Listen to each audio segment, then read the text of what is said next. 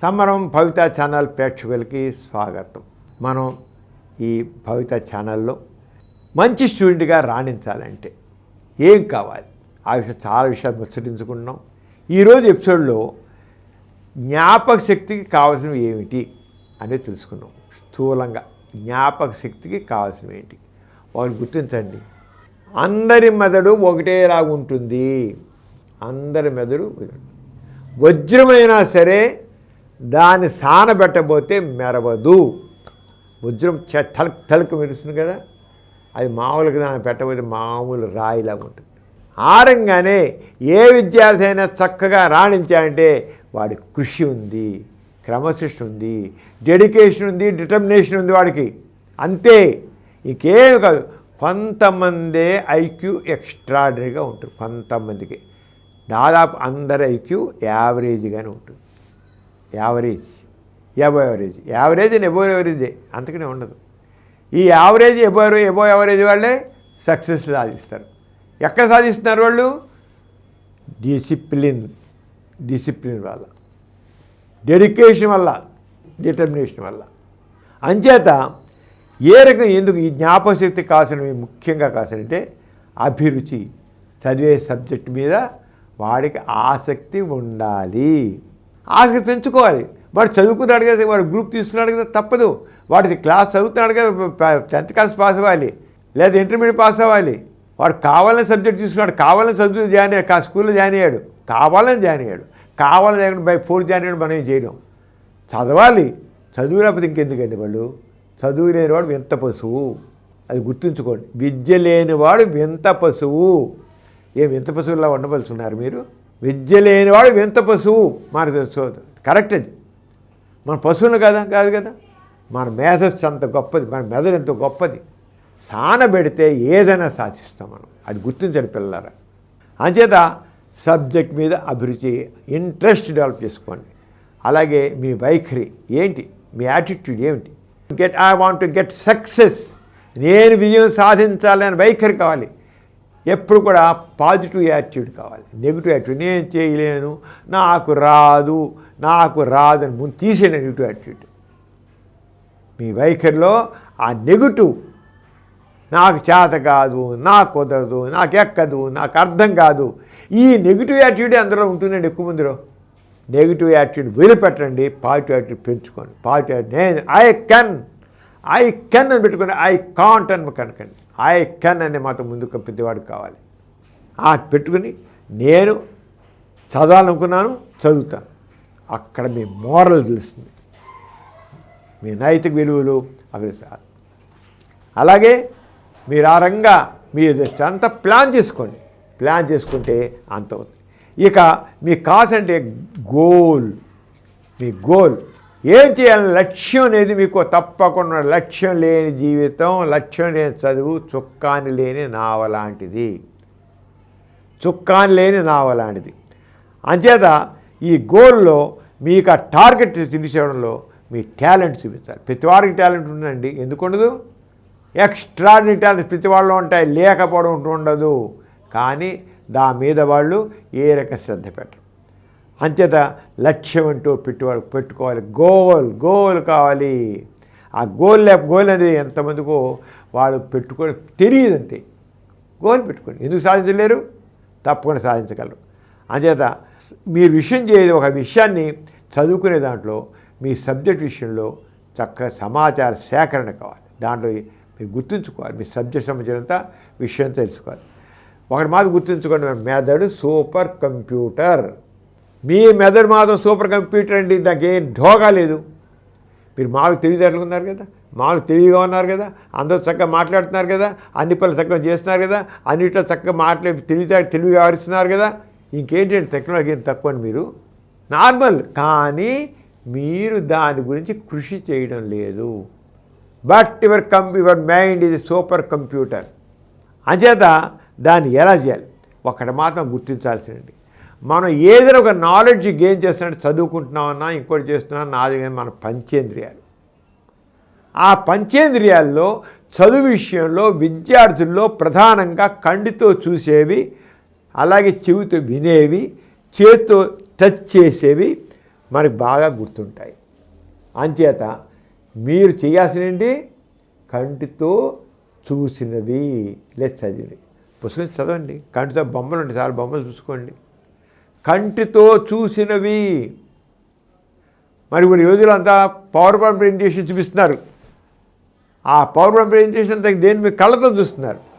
కంటితో చూసినవి, చెవితో విన్నవి. అసలు పూర్వకాలం కంటే ఇప్పుడు ఈ రోజుల్లో ఈ డిజిటల్ యుగంలో చక్క దృశ్య శ్రవణ సంబంధించిన పెట్టి యంత్రాలతో చక్కని చదువు చెప్తారు.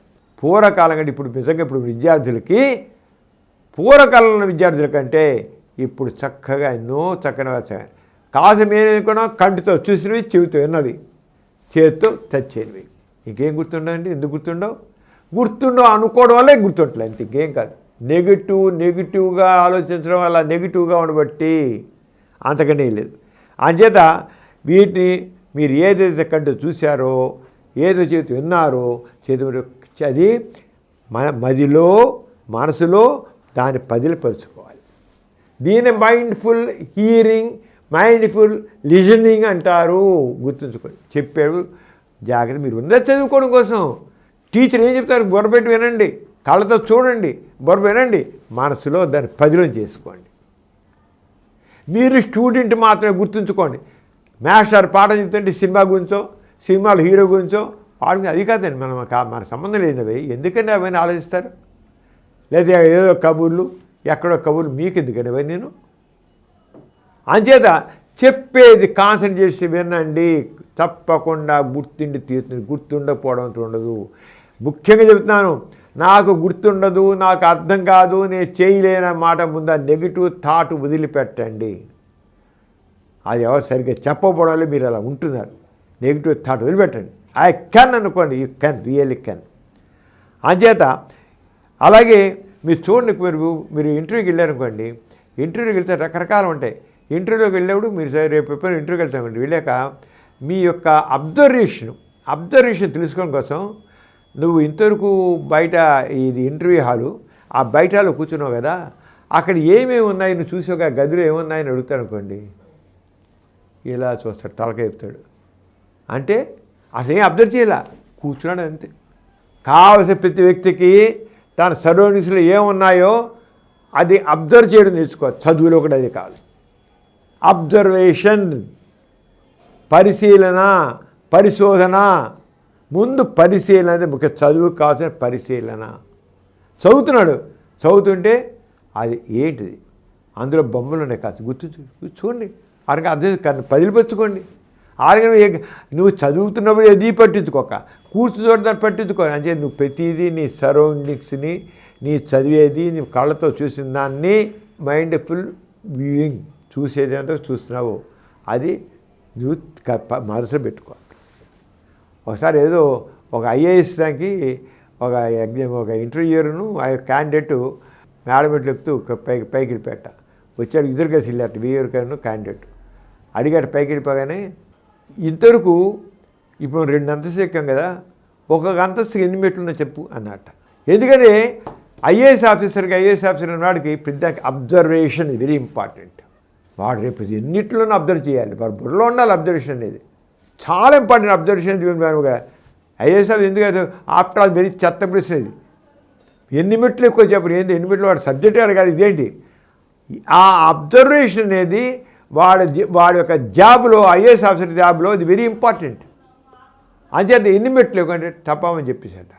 ఎందుకని నువ్వు ఎలా ఎందుకు ఏ రకంగా చెప్పగలేవు అనుకుంటా. సాధారణంగా నేను ఎక్కే మెట్లు, నేను చాలా మెట్లు ఎక్కాను. ఎక్కిన ఆ డాబా మెట్లు ఒక 20 ఉంటాయి, ఆ మేడ మెట్లు 20 ఉంటాయి. ఆ 20 మాట ఉండి ఇక్కడ అందుకే 20, 22 అలా 2, 3 మెట్లు, 4 మెట్లు ఇటుగా ఉంటాయి. అంచేత నేను ఆ రంగా నేను మనసు ఇక్కడ కూడా నేను అనుకోకుండా వాడిని అబ్జర్వ్ చేశాను. నేను చూడగానే మెట్లు చూసి ఎలా ఉన్నాయి మెట్లని ఇలా చూశాను. ఎక్కాడు, ఈ మెట్లు చూసి ఆ మెట్లు మనసు ఆల్రెడీ పడిపోయిన పిక్చరు ఎన్ని ఉన్నాయో చెప్పానట. అది దట్ ఇంపార్టెంట్. అంచేత ఒక అబ్జర్వేషన్ అనేది చాలా అబ్జర్వేషన్ కావాలి. స్టూడెంట్ ప్రతి వాడికి అబ్జర్వేషన్ ఎవరిని తప్పకుండా కావాలని అబ్జర్వేషన్ అది. అంచేత మీరు మామూలుగా కావాల్సింది ఈ అబ్జర్వేషనే కాకుండా మెయిన్గా కావాల్సింది ఏంటంటే, ఒకటి విజువలైజేషన్, దీని అబ్జర్వేషన్. అంచేత ఆ విజువలైజేషన్ చూడడం అనేది, చూడడం. రెండోది విజువల్ అంటే బర్రెలు పెట్టుకో అబ్జర్వేషన్. మూడోది అసోసియేషన్. వీటిని తీసుకొని కొద్దికి అన్వయించుకోవడం, వాడు చూసిన వాటిని గుర్తుంచుకోవడం కోసమని ఇంకో దానికి తెలిసిన వాడితో దాన్ని లింక్ పెట్టుకోవడం. ఈ రెండు కాదు. స్టూడెంట్ అన్నవాడికి విజువలైజేషన్ ఆర్ అబ్జర్వేషన్, రెండోది అసోసియేషన్ అంటే తెలిసిన లింక్ పెట్టుకోవడం. ఇదానికి కొండ గుర్తులు పెట్టుకోవాలి, దానికి తెలుసుకున్నాం. అయితే గుర్తుంచుకోవడం ఎలా? వీటన్నిటిని మన చదువులో గుర్తుంచుకోవడం ఎలా? ఇది బాగానే ఉందండి, చదువు వెళ్ళని గుర్తుంచుకోండి బాబో, నాకు గుర్తుండదండి అనుకో, ఇలా పెట్టుకుంటాడు వాడు. నాకు గుర్తుండదు, మీరు ఇన్ని చెప్తున్నారు కానీ నాకేం గుర్తుండదండి అంటాడు. వాడు కృషి చేయటం లేదు, గుర్తుంచుకోవడానికి కృషి చేయడం లేదు. అంచేత పై చదువుతారు చాలామంది, ఊరి చదువుతారు. ఎవరికల్లా చదివేస్తారు, అయిపోతుంది, ఆ పేర పూర్తి చేసేస్తారు. కానీ ఇక్కడికి ఎక్కదు, బుర్రలకు ఎక్కదు. పైన చదవడం మానేయండి, చదివిన కాస్త బుర్ర పెట్టి చదవండి. చదివిన కాస్త అయినా బుర్రకెక్కేలాగా చూడండి. లేదా చదవద్దు, వేస్ట్ టైము. ఆ టైం కొద్దిగా రెస్ట్ తీసుకోండి, మనసులో పెట్టి చక్కగా పెట్టి కళ్ళు మూసుకుని ప్రశాంతంగా హాయిగా ఉండి మీకు ఏదో చదువుకు సంబంధించి ఆలోచించుకోండి. కాస్త కళ్ళు మూసుకొని మనసు కాస్త రిలాక్స్, స్ట్రెస్ నుంచి ఫ్రీ అయిపోతుంది. స్ట్రెస్ నుంచి ఫ్రీ అయిపోయి అందుకే మీరు తెల్లవారుజామున చదివితే తెల్లవారుజామున చాలా బాగా నిద్ర, రాత్రి అంతా హాయిగా నిద్రపోయి తెల్లవారు 4-5 చదివితే బాగా గుర్తుంటుంది. ఎందుకండి రాత్రి అంతా నిద్రపోయాము, బుర్ర అంత డే అయితే అలసిపోయిన బుర్ర కాల్చేది, స్ట్రెస్ తీసుకుని మళ్ళీ ఫ్రెష్ అయిపోతే అంచేత చదువుకునే విద్యార్థికి అంత స్ట్రెస్సే ఉండదండి, విద్యార్థులకి అంతే ఉండదు.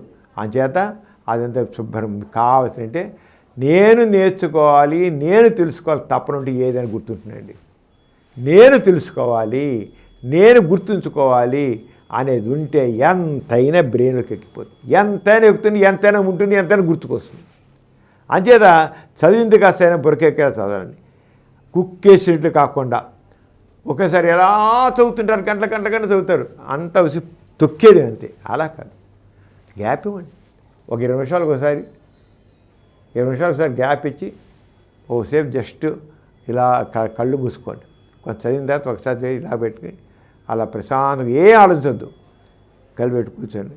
అంతే, మీకు అంతవరకు స్ట్రెస్ రిలీవ్ అయిపోతుంది. స్ట్రెస్సే కదా మనకి తెచ్చే ఇబ్బంది పెట్టేదంట, ఆ స్ట్రెస్ పోతుంది. అంచేత గంటల నాన్ స్టాప్గా చదివేశాను, అబ్బో 2 గంటలు నాన్ స్టాప్ చదివాను, పైకి కూడా చదివాను అంటాడు. పైకి చదివినా లోపలైనా ఒకటి, నాన్ స్టాప్గా చదవడం కాదు ముఖ్యంగా, ఎంత బుర్రకెక్కించుకున్నావు అని ముఖ్యం. అంచేత ఒక్కొక్కసారి గుర్తుండది, ఇంకా చదువుతా మాట అసలే చదివిన గుర్తురాట అర్థం కావట్లా, అర్థం కాదని ఇంకా అర్థం 10 సార్లు చదువుతారు. అలా కాదు, ఏం అడిగేయాలి, ఇప్పుడు నాకు ఇది అర్థం కావట్లేదు కనుక నేను ప్రశాంతంగా ఉన్నప్పుడు చదువుతాను. నిజంగా ఇప్పుడు తెల్లవారు లేచి ప్రశాంతం, అబ్బా నేను ఇంత అర్థం కాలేదు, ఇంత సింపుల్గా అర్థమైపోయింది అంటాడు వాడు.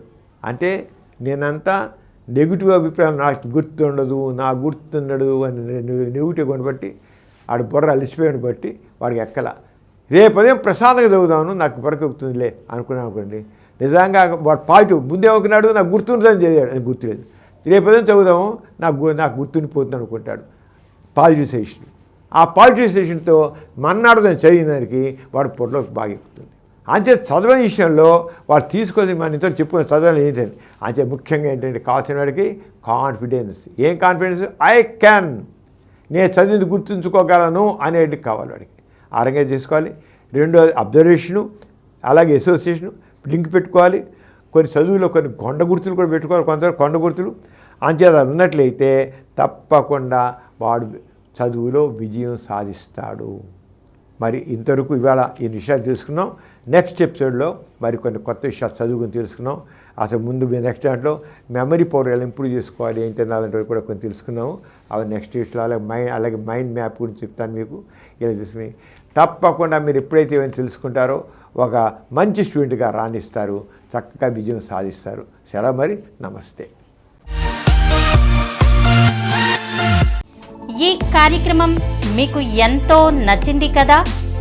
ఇటువంటి మరిన్ని వీడియోల కోసం అనతి కాలంలోనే 20 కోట్ల వ్యూస్ సాధించిన సమరం ఛానల్ సమర్పించు సమరం భవిత ఛానల్కు సబ్స్క్రైబ్ చేయండి, లైక్ చేయండి, మీ ఫ్రెండ్స్కి షేర్ చేయండి.